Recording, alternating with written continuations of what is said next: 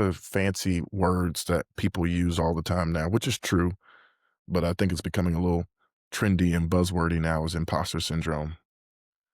And I think that like because we have so much access to so many people nowadays, you can create a Pinterest board and grab a little bit from each person and then make your own life. But you don't know what it took for that person to get there. You don't know what it took for that person, what that person had to lose to achieve it. You don't know what trade-offs they had to make. You don't know the lows or the moments in time where they had to hold things up that they couldn't. And so um, it is imperative that like the vulnerability shows through success. Because that's one of the things a professor told me recently is that when approaching and building new relationships, particularly at like new levels, vulnerability is probably one of the most important tools that you can use when building a new relationship, because that way you can either, number one, very quickly see if you can trust that person with them, with you being vulnerable with them. And then secondarily, it allows you to like level the playing field. Um, because now I've shared and then you shared, and now we could talk about things that don't matter. Um, that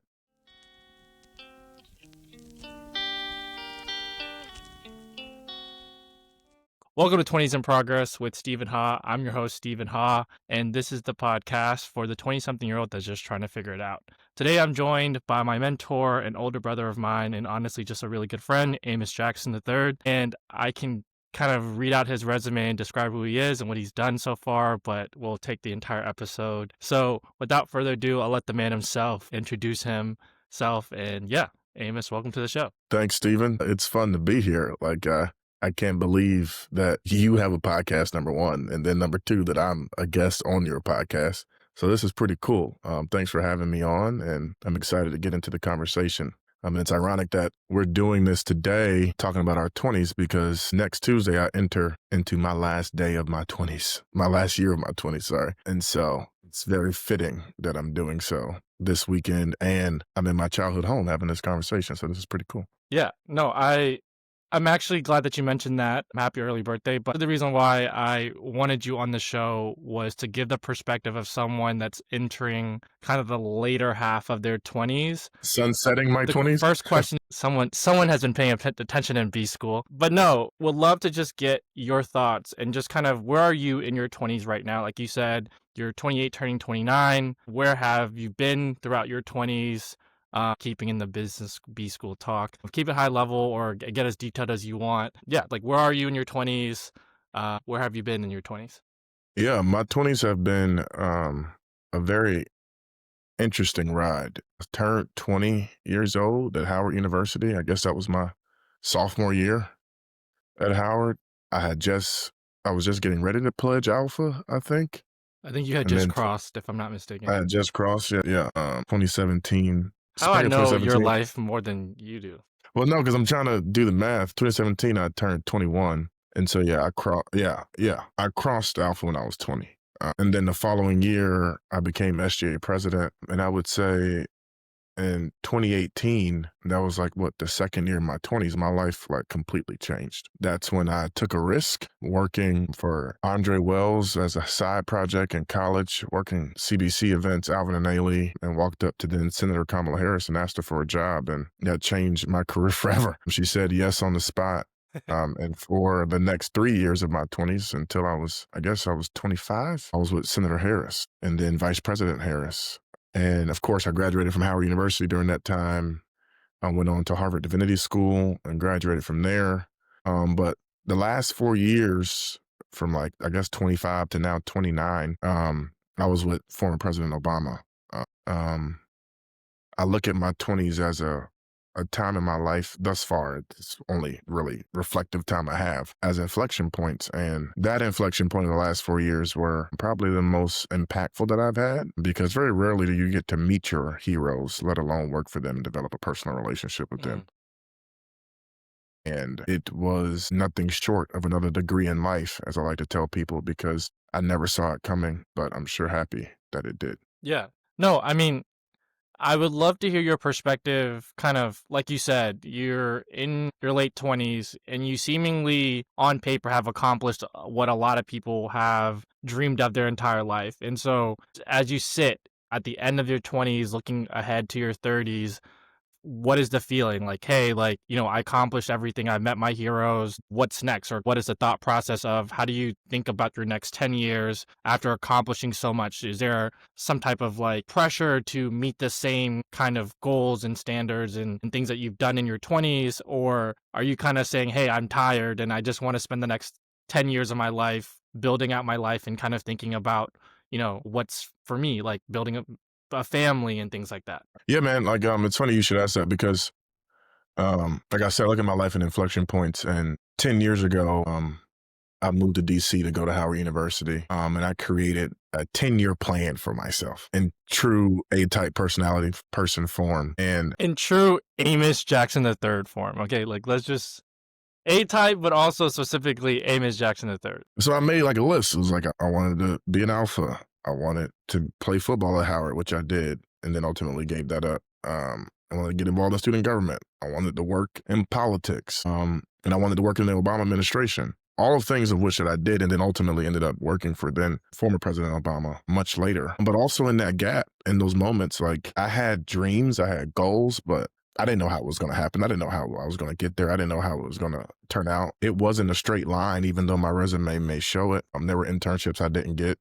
There were opportunities that I wanted that were delayed or denied. There were losses that I've had in the midst of that, whether it's family or friends. And so when I look at the next 10 years of my life, especially entering into my piece, I am really thinking about the words of like grace and fulfillment Hmm.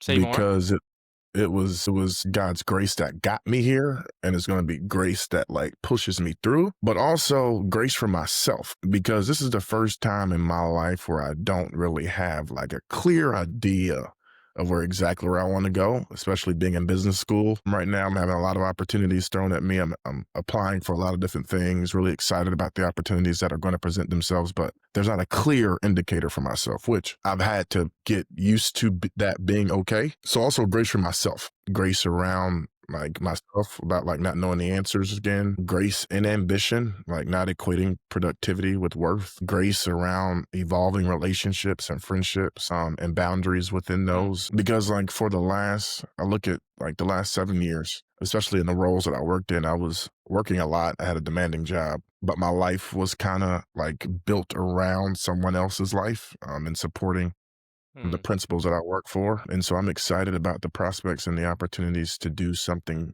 directly for Amos in these next 10 years. And of course, the daunting thing that comes with that is also finding a partner and building a family that I hope to do within these next 10 years, which is daunting all on its own in the best way. But I'm excited about what this last year of my 20s will look like and where it's going to propel me into the next decade of life. And I'm excited. Like people look at their end of their 20s and like, oh, I'm going to turn 30. It's like, no, I'm excited to turn 30. I'm gonna hit the prime. Like, I'm not even nowhere near my Nah, man. prime, I but we're climbing. I, I kind of felt that. I was like, because you're turning 29, I'm turning 26 in February, and I was like, dog, like I'm closer to 30 than I am 20, and I started freaking out. I was like, I like am nowhere near where I want to be.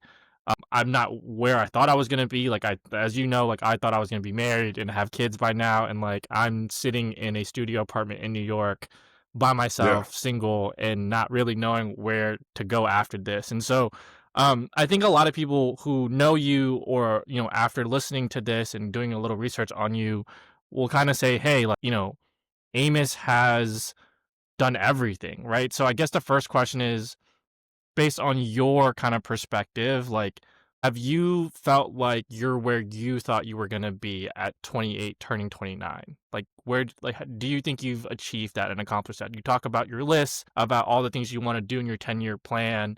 Do you think you checked everything off? Are you where you want to be or wanted to be at this part in life? I am. Like, I am, which is crazy to admit, which is why it's so hard now to think about the next 10.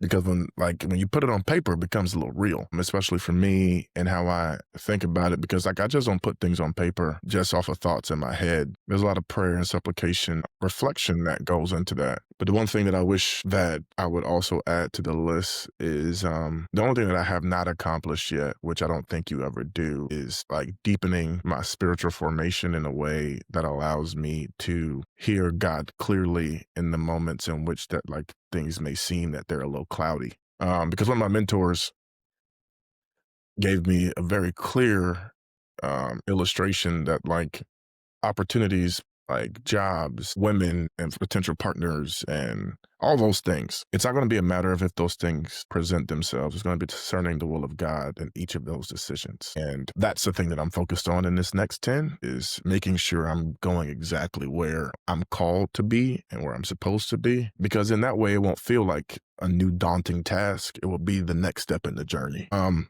Mm. so yeah, people ask me all the time. They're like, "Oh, like you've done so much." And I'm like, "Yeah, like I've done very I'm not gonna lie, I've done very cool things. Like I've worked on national campaigns. I've been the right hand to a former president. I've graduated from Howard University. I've graduated from Harvard Divinity School. But there's still so much more to do. And I'm excited about being able to build that for myself um, in the next 10, 20, 30 years. But also like enjoying it as I'm doing so because a large part of my 20s I was checking boxes and living for the next milestone and trying to get to the next thing. But I'm in this next decade, I'm looking to like to stop living to impress or to achieve, but to start living to be whole and like choosing myself over my yeah.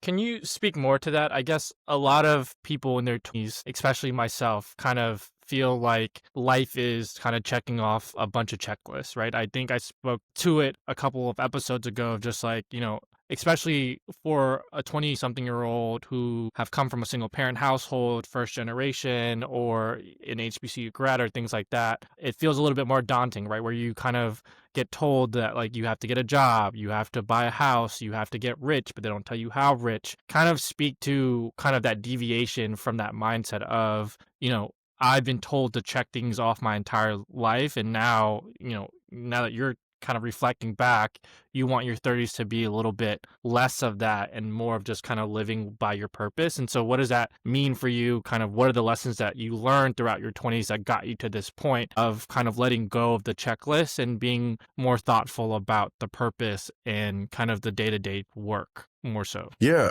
yeah, like it was it's something that I came to in 2020.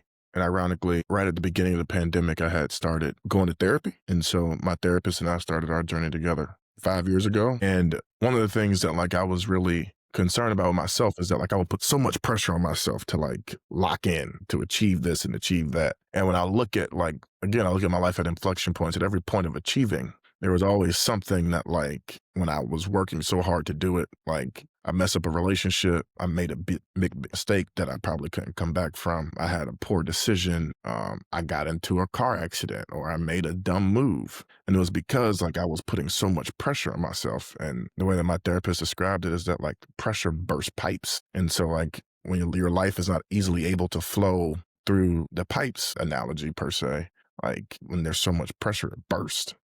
And I had some moments of bursting of like when the pressure was just so on. And so that journey of understanding how that process works, what were my triggers that allowed that to happen? How could I mitigate those things? How could I implement practices in my life that allowed me to like be more calm under pressure and to lock in a way that allows me to revive myself and not fall into things that like know I should not be doing. And so that's how I got here. And the thing is, I'll be clear, like I don't think that like it's not that I'm not going to be setting goals and making a list and checking it twice over the next decade, but I'm not going to be putting the pressure on myself to believe that like I have to do it. Like these things have to be done. These things will be achieved according to what's next in my life because like it hasn't been a straight road and it's dang sure ain't going to be straight now because like there's going to be so many twists and turns and being ready to be nimble and be able to adjust is something that is going to be needed because like I said, like grace is a survival skill. Grace allows you to slow down enough to hear God because oftentimes people talk about the grace that like is bestowed upon you from your faith in God, but sometimes you also got to then translate that into the grace that you give yourself and then also externally that the grace that you give to other people.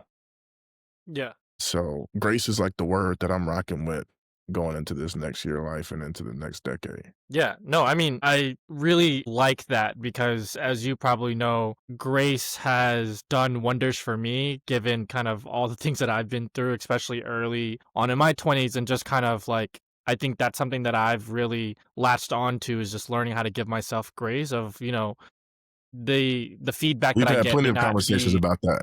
Yeah.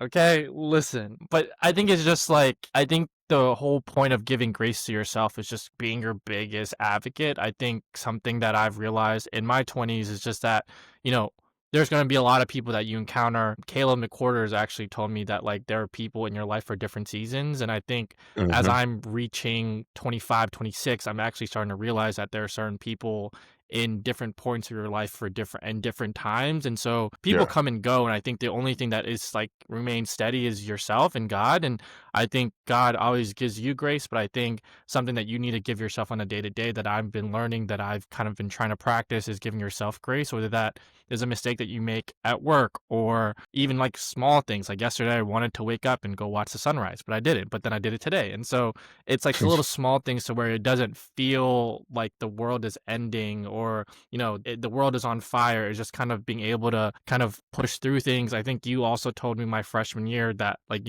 there are however many days in your lifetime, and it's statistically impossible to have more bad days and good days. And so the way I kind of just keep myself grounded is to kind of understand that sometimes the bad days will happen, but giving myself grace that the bad days are not as much as the good days to look ahead. I think it's really interesting that you use the analogy about like, pressure burst pipes. I think a lot of Mhm. 20 something year olds, we get told that, pressure builds diamonds, right?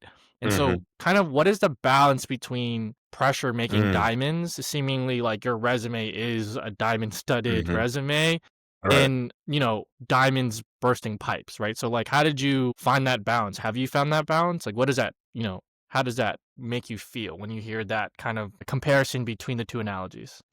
That's a good question. Because I think that pressure does one of two things. I think pressure does both of these things. It either exposes the cracks that we've been ignoring, so the insecurities, the old wounds, the habits that don't serve us anymore. But then pressure can also refine us. It can sharpen our instincts, clarify our calling, forces us to grow in ways that we never could. And I think the balance that like I think you're pushing me to answer is more so like learning which pressure is breaking you down and which pressure is building you up. And Hmm. once again, So giving knowing yourself what grace. like what pipe to release or what Yeah, valve and to pull right, to release that part of right, the pipe. Yeah. and giving yourself grace to tell the difference between the 2. Because sometimes when the cracks are being exposed through some pressure that allows you to refine yourself, when the old wounds open back up through pressure, it also is a refining period. And so the same pressure, it's just like water. Water is an element that can create so many beautiful things like rivers and streams and the ocean and like Niagara Fall. Like water is a beautiful thing, but it can also be very destructive. It's all about how it's used and how the form in which that it is in. And so in the same way that like pressure, if not used in the right way or treated in the right way or navigated in the right way, it can either burst a pipe or make a diamond. But both of those processes you don't really know. And so But coupled know. with grace also is like faith to believe that you're gonna get on the other side of that. And Yeah. so yeah, that's what I would say to that. So speaking to kind of like finding the right balance and kind of knowing when to apply the pressure versus alleviate the pressure, what are some like kind of defining moments in your 20s, right? I know that's probably a Mm, loaded question of, yeah. you know, as you look back on your 10 years, which is why I didn't give you the script ahead of time. I was sitting on this one, but kind of what is the defining moments of Amos Jackson III's 20s? Like, kind of what are the hardest lessons that you've learned, or kind of moments where you had to pick between applying pressure versus alleviating pressure? Kind of what are some defining moments in your 20s that you kind of, you know, as you think about a book or a memoir, like what is the kind of defining moments about these 20 for this chapter of your life How or many do chapters? Hey, you want whatever the speaks top to your heart, 3? my man. You want the top 3, top Yeah, 5? let's go top 3. Let's go top 3. 20s. Don't worry, I can cut out the pauses, so you can take as long as you No, need. it's fine. to think on that. Ooh. I would say number 1 was, when I was elected as SGA president, in March of 2018. Mm. That was a very daunting, exciting, revealing, um, and pressure intense moment, um, because weeks after I was elected in student government terms, I we had the longest protest at that time in Howard University history, like getting ready to start. And we had a current SGA president who was doing a phenomenal job, but she also knew that like this was going to be my situation to have to steward on the other side of it. And that was a very defining moment in my life because it required me to like stand up and speak up in a way that I never had. Like I never really went too far to any side of the spectrum, particularly on like campus politics during that time. I was always trying to be the pragmatic person on one side. But when you are representing students at this institution that have now elected you, like you gotta stand up. And I remember that like it was a rough time, like in my relationships, even with my parents, because my parents were in town around the time that the protest had started. I was like, I gotta go to the protest. I can't really hang out or do any of those things. It was also a time where, like, people I had looked up to, like, on the board of trustees and were excited to be able to be, in conversation with consistently, I then had to, like, be, respectfully, like, dissent, push back, and come up with, like, demands that primarily were led by the students of HU Resist, but we had to execute those things. And so it was a very hard moment, defining moment in my life that I think really prepared me for the rest of my career because I was not shy Can of, like, you speaking up. can we just stay yeah.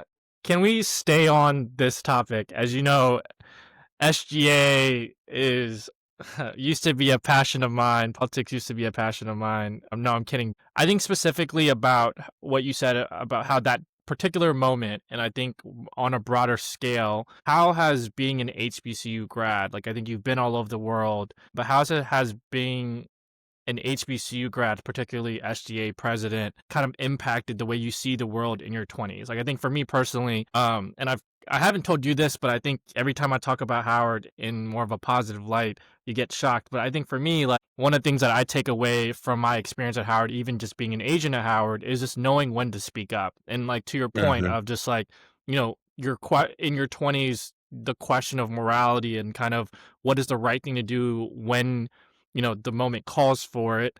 I think Howard really teaches you and equips you for those moments. Especially in my career, I had a pretty interesting moment where a black manager was kind of getting racially stereotyped by another manager. I kind of also face an inflection point of like, do I kind of say something knowing that it could have backlash on my career, or do I stand up for something because I couldn't be able to sleep at night knowing that a black manager where there is already few as there is going to kind of get thrown under the bus for something that he didn't even know. And so I think Howard especially prepared me for that moment, and understanding that sometimes money isn't everything, that like when you do the right thing, you speak up for the right people and the right thing, everything else is going to follow. And so we'll love to just kind of get your thoughts on how Howard, being an HBCU grad, kind of shaped the way you viewed your 20s and approach your 20s, and any like particular anecdotes where that came out to be true or that came out. Yeah, going to Howard University is single-handedly, of course, my faith in my religion and choosing God is number 1. But next up, the best decision I've ever made in my entire life. And it's multifold because as a man, as a black man, being able to be at a place like Howard University and have all of the things that might have been questioned be affirmed in such a positive way. And then also being in a city like Washington, D.C. And at the time, my freshman year when I came to Howard, Barack Obama was president, Michelle Obama was first lady, Eric Holder was attorney general. And so, like, being in Washington, D.C. at that time as well was just like it was like an outer body experience, especially growing up in Florida where, like, we have a significant Black population, but to go to D.C. and see just, like, a significant number of, like, professionals, like, in leadership and in places of power and positions of power was significant, and being able to learn at a place like Howard University, and when you look at the giants throughout American history, so many of them went to Howard University. And so to say that I could like see myself in these folks that literally, like quite literally, good and bad, because some buildings are that old, have literally like walked or slept or studied in the same buildings that I did was like words cannot describe it. And that played a large part and gave me a confidence level that I don't know if any other institution would have been able to. And it's not just because of the institution itself, but it was also because of the people that come to Howard. And so some of my closest friends, some of the people that have had the biggest influence on my life, I went to school with were also alum of Howard University. And so from my pastor, my mentors, my first boss, like post grad, all being Howard alum, just speaks to the role that Howard played in my life. And like, I think that it's also not to be cliche and like overly cheesy as the former SGA president, but it's in the motto, Veritas et Utilitas, in truth and service. Like you speak truth, I think but you that's also crazy that you were able to just say that off the dome. I do not remember the motto. absolutely. So that is as in true SGA form. You clearly took the co-op class where you had to say the sing the school song while wading the water. Yeah. And so like in truth and service is that like that you speak truth, you stand up for truth, you bring light to the truth, but you also serve while doing so. Service to your people, service to your country, service to your family, and even more so service to yourself. And that's what Howard represents to me and to so many others. But I also failed at Howard. Like I also had moments where I thought I wasn't enough or that like I wasn't going to be able to make it or achieve. But those 4 years were significant in my life because it just showed me what can be, even if you've never seen it before. So, Yeah. I mean, I think it's interesting. It's interesting that you talk about how you failed at Howard because I remember my freshman year, I was at Accepted Students Day. I think you had just won, and I want to say yeah, maybe you just no, you had crossed already. the year before. I remember seeing you, yeah, and I remember seeing you speak, and then I think you got the chance to be, your executive assistant as, SGA Pres, and things like that. And I remember just kind of seeing you. I was like, I want to follow your blueprint. And I remember a bunch of times you told me, like, and anyone that's listening to this can laugh now and say, yes, Stephen, it's pretty clear that you wanted to also be an alpha, also want to be SGA president. You wanted to be Amos Jackson III. And I Uh, think to a point, that is true, right? I think I wanted to follow your blueprint. I wanted to be just like you. And I saw your resume and I was just like, I want to do everything this guy is doing. And so I wanted I know what you said to me in that moment of like, hey, like, you see the blueprint. I think two things. You said you see the blueprint, but you don't see kind of the ups and downs behind the scenes of what it took to execute the blueprint. And I think the second one that you told me was everyone has their own blueprint. You can't follow mine, which was mhm. honestly a hard thing for me, 18-year-old at the time, seeing my mentor who seemingly has accomplished everything. What do those two statements kind of mean to you now? Do you still feel that same way, especially now that you've kind of gotten a chance to work with your heroes essentially? Because you were my hero at 18, right? Like I was like, this guy is going to make it and I'm going to be right there with him, thankfully, gratefully. And I think we both had our own ups and downs. And Mhm. so I think you were right. And so would love to just kind of get your thoughts on those two statements now. Do you still feel that way? Do you feel differently? And what do those two statements mean for you even more so now that you've gotten a chance to see other people and got a chance to hear their blueprint and kind of compare it to yours? No, no, yeah, those 2 statements are still true because, the things that, like, you achieve in life, no one ever sees the quiet moments when you're by yourself and there's doubts. No one ever knows the moments in which that, like, you think you cannot do it or you're being told you can't do it or you have to make trade-offs in order to, like, succeed that, you that people just assume is okay, that, like, people see your success and assume that, like, it's been a straight line, and it hasn't been. Like, there were times that, like, I didn't see my parents or my family for, like, holidays, like, for years because I was committed to the work that I was doing. I was, committed to the positions that I was in. So, spending time with my family was a big trade-off. Like, there were moments where, like, I couldn't be there for friends for certain things that thankfully I have friends that understood, but, like, there were moments where I couldn't do those type of things or be there for them because of that. And I think sometimes that one of the things that, like, heard and I believe is that, like, sacrifice sometimes is the payment for success in certain moments. And, like, although people may assume that I've succeeded and I've achieved so much, I really haven't yet. But and then secondarily is that, like, you can't try to be someone else because, like, you just don't know how their lived experiences have contributed to how they either see the world, how they understand, and how to show up in the world and what fuels those things. Because, like, for example, like, one of my favorite Bible verses, for we walk by faith and not by sight.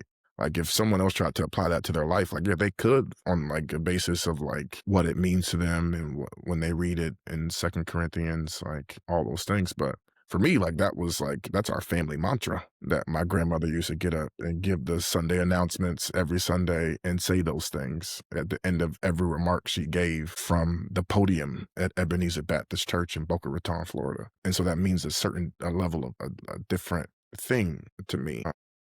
When I hear, like, when someone's like, "Oh, make wise decisions," like, to this day, that is a salutation that my father gives me when he gets off the phone with me. And, like, and so that Beautiful. was in the back of my head every time I went somewhere, from high school until now. It was like, "All right, man, make wise decisions." And that was how we said goodbye every time. And so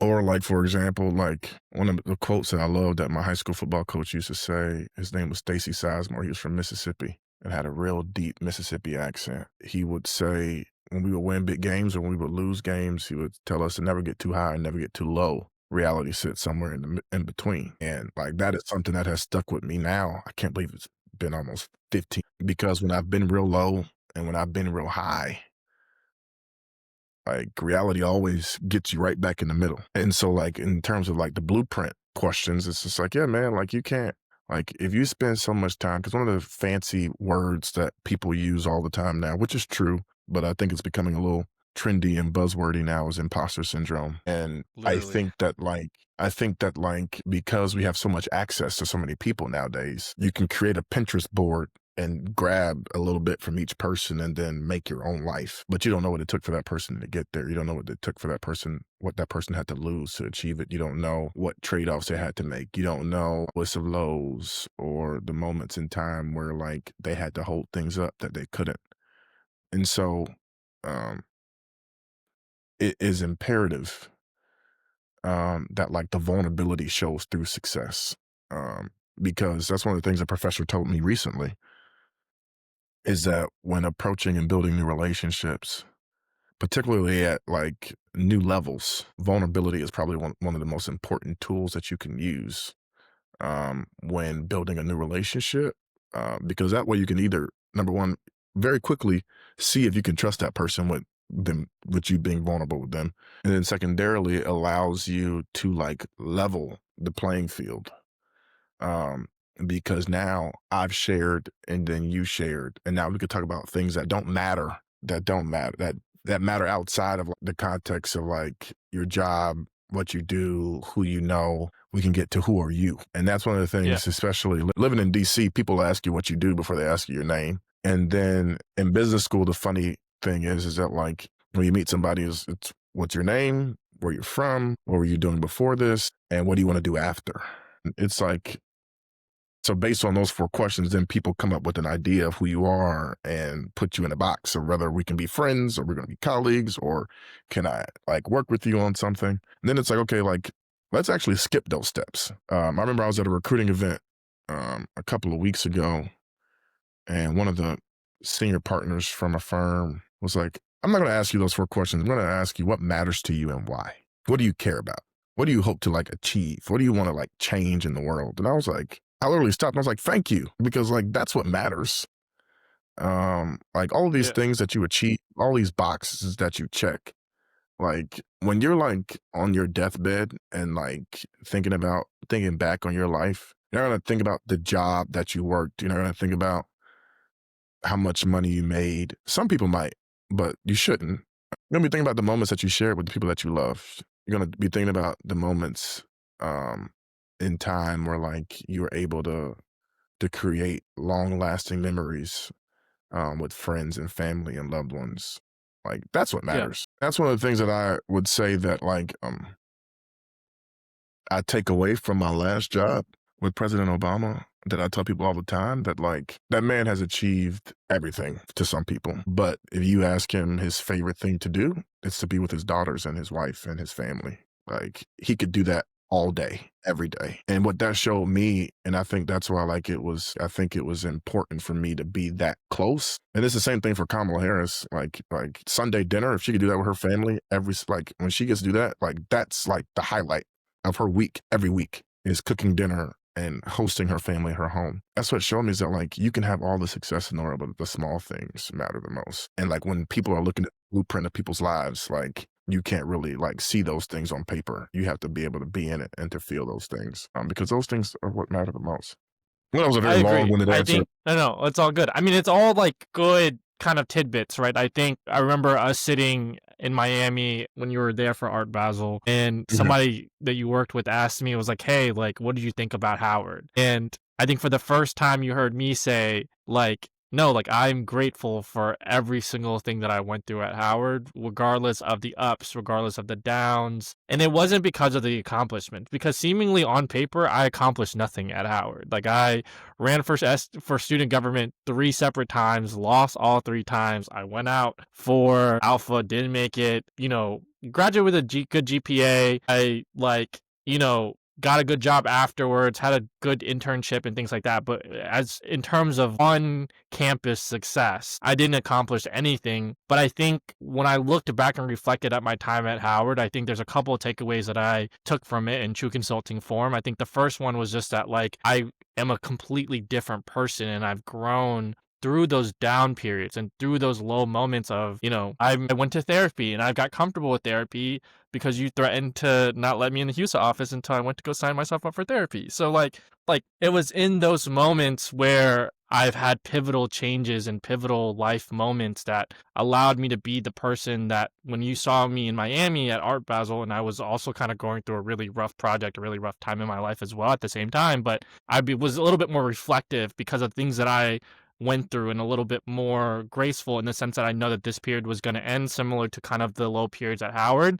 I think the second point is just like, I stopped focusing on the resume builders or kind of like the successful moments and redefine what success meant. I think on paper, I wasn't successful at Howard, but I think I was successful at Howard underneath the kind of the blueprint underneath the paper because I have people like you, people like both the Kaylas, like people that I've met at Howard throughout my time that really just kind of impacted my life in a positive way and that I'm grateful for knowing to this. And it wasn't the moments where we're in the SJA office, or anything like that at the Houston office. It wasn't those moments, but it was more so like, us going to Dave and Buster's and you singing a Kirk Franklin song or something like that. Like, we had our family Fridays or whatever. The And Dave and Buster's I think it days was those were fun. moments that Yeah. yeah. And it was like, regardless of what we were doing during that week, regardless of what kind of weeks we're having, things that I was going through as a freshman, things you were going through as a senior, SGA Prez, applying for jobs and things like that. Though Dave and Buster moments were just like a way for us to have fun and ground ourselves in kind of the present and what really matters. I remember like my 21st birthday, like at Dave and Buster's again, or not 21st. I To was this day, turning 20. to this day, I still love. To this day, No, I still love Dave and 19. It was Buster's. my 19th birthday. Yeah, Dave and I think there's Buster's is very slept on. I also love Dave and Buster's, but I think there's a little bit of a lag, but I was no, I saying was that just gonna like say to Dave the and Buster's is a little sore spot for me now, but we're gonna leave that where that is. yeah, precisely. But yeah, no, I know I asked you for your 3 defining moments in your 20s, but given the time, I want to ask 2 last questions, and these Okay. may be loaded questions as well. Yeah. Shoot Stephen form. What would you say? What do you mean? You just said that because I said in true Amos form earlier, and now you just want to throw something back at me, but whatever. The first question is, what would you say to 20-year-old Amos?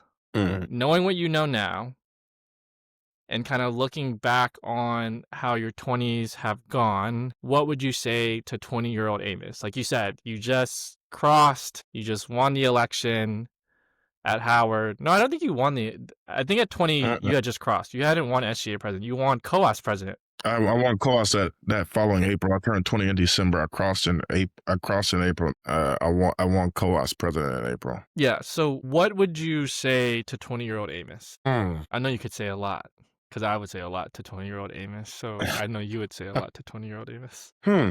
If you guys are hearing the long pause, it's because Amos doesn't know whether to pull out his divinity degree, his business degree, or his Howard degree in this moment, or he might pull out all three. So we'll wait. Man, if I could talk to 20-year-old me, I'd tell him to breathe. I'd tell him he doesn't have to earn love and respect by overperforming or earn belonging by being perfect. I tell him that the pressure he feels isn't a sign that he's behind. It's a sign that he's becoming. I tell him that the path will not look the way he thinks it will, but every reroute, every failure, every distraction will actually like serve him, rather, since I'm talking to 20-year-old me. I would tell him that divinity school would make sense.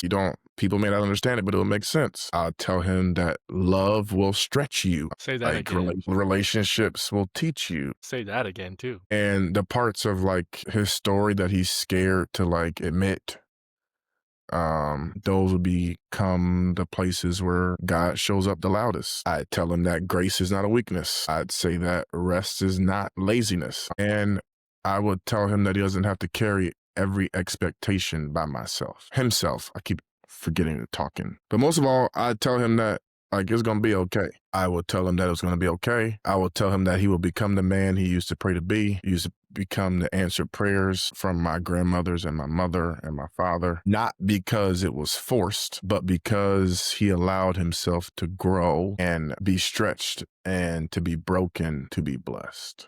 That's what I would tell 20-year-old me. And I would tell him also that like you don't have to worry about gaining weight. It will eventually come to you. That would have been crazy. No, I mean, I think all fair points. I think something that you shared are just about like being vulnerable. And I think even just like what you shared is very vulnerable.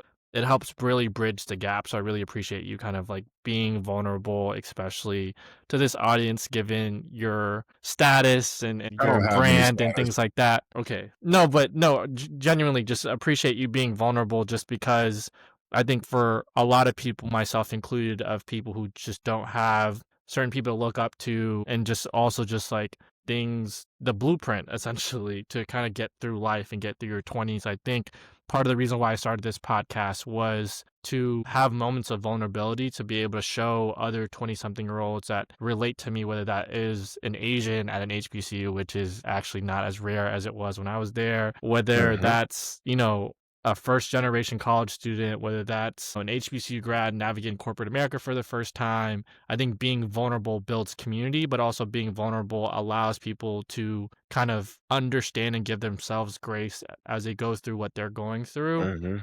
So appreciate you being vulnerable. The last question that I have that I ask all my guests is, and maybe this is a little bit different for you because I've only interviewed 25-year-olds so far, but what is your 20s tip or tips if you have a few? To the 20-year-old listening to this podcast, what are some 20s tips? Like your tips that you live by that you found helpful in your 20s. I think you've shared a lot.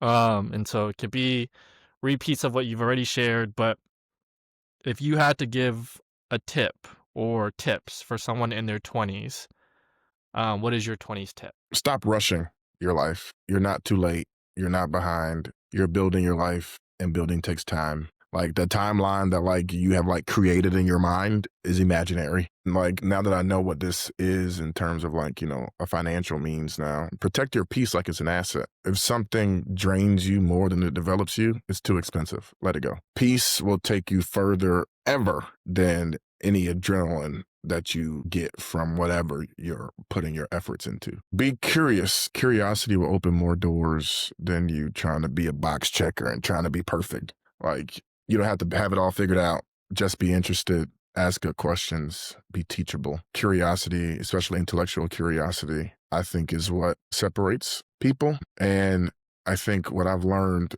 that I think is the most important for people to know is that, like, your relationships are your real resume. Mm. Treat people well, like, follow up, be honest, do what you say you're gonna do. And in those relationships, don't confuse like proximity for intimacy, like whether it's friends, dating, school, or work. Like, closeness does not equal connection. Choose depth over convenience. Choose honesty over the vibes that you're curating. Mm. I think that's what I would say because, and the thing is that, like, and most of the things that I got listed aren't because I did those well myself. Majority of them are because, like, I didn't do the best in them, particularly the last two. Yeah. Like the old saying goes, like, especially about your relationships being your real resume, that, like, people may forget what you say, but they won't forget how you made them feel. And so, like, make sure you're a good steward of that, because once you achieve everything, like, it may look good on the resume, but if no one has anything to say about you as an individual, like, it just becomes paper and words on paper and not a living document that can really be only a fragment of how you express and show yourself and reveal yourself to the rest of the world. Yeah. And I guess the last thing, because the thing that really annoys me with certain people is that, like, don't outsell your spirit. Be a good What do you steward mean? of your spirit. No job, no relationship, no opportunity is worth losing yourself. Because some people sign up for things and then it costs them, like, their peace, their integrity.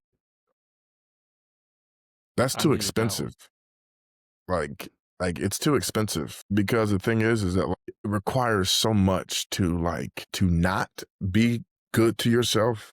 It's hard to get back to center when you've been chasing something that will Like never this, turn yeah. in anything, yeah, that, like, will matter. Because the things that's one of the things I had to realize too, is that, like, I was, chasing so many things. I was chasing all of these goals politically and chasing all of these things, and then I look at the end of my 20s, I'm not even working in politics anymore. And Literally. so it just goes to show that, like, the timeline you have is imaginary. Like, don't put your faith in something bigger than you. Put your hope in Yeah. something bigger than you, and watch what happens when you do it. I think it's fitting that we end on that note because I think it's funny that you say that because when I met you at 18, like Mhm. I thought everything was in politics. I knew for a fact that I was going to run for president of the United States. My at handle across all social media Was was Hall hot for for president. Prez. One of the first things you told me to do is to and then one of the things that you first told me to do was to change it and just be a little bit more quiet. And I remember losing that last election. I was just like, man, like what do I do now? Like I was like, if I can't win a College of Arts and Sciences presidential race at Howard University, what am I gonna like? How can I run for president of the United States? And I kind of gave up on that dream. Then I spent the last 3 years of my life in consulting, and now I'm at a pivotal point where I'm kind of trying to decide if I'm going back to consulting or do I kind of do something else. And even the 3 years while I was in consulting, everything felt centered around consulting. I was like, wow, like my life is dependent on whether or not I'm gonna make partner, or not. And am I gonna get a 4 or a 5 at the end of the year? But now, in the grand scheme of things, it doesn't really matter about if I whether I got a 4 or a 5 or was president of the College of Arts and Sciences at Howard, because you never really know where life is gonna take you. And I think it's very interesting hearing you say that, especially,